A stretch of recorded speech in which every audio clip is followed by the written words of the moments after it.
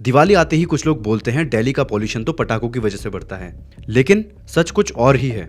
NASA की satellite images clearly दिखाती हैं पंजाब और हरियाणा के पराली से निकले हुए मैसिव एरोसोल पाम्स पूरी दिल्ली को घेर लेते हैं। और IIT दिल्ली की 2022 स्टडी के मुताबिक फायर क्रैकर्स सिर्फ 0.5 से 1% तक ही कंट्रीब्यूट करते हैं दिल्ली के एनुअल PM 2.5 में। वहीं अक्टूबर नवंबर के महीने में पराली का कंट्रीब्यूशन बढ़कर 50 से 75% तक पहुंच जाता है।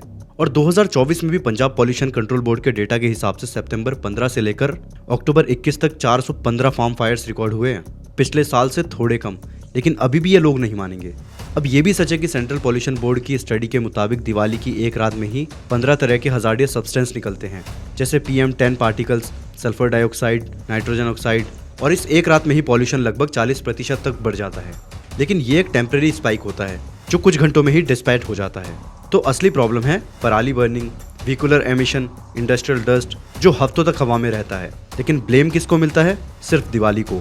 क्यों? क्योंकि जब बात हिंदू फेस्टिवल की आती है तो पॉल्यूशन याद आ जाता है, लेकिन न्यू ईयर के फायरवर्क्स, क्रिसमस इवेंट्स या ईद के सेलिब्रेशन पर कोई सवाल नहीं उठाता। तो दिवाली को बदनाम मत करो, प्रॉब्लम दिवाली नहीं पराली है।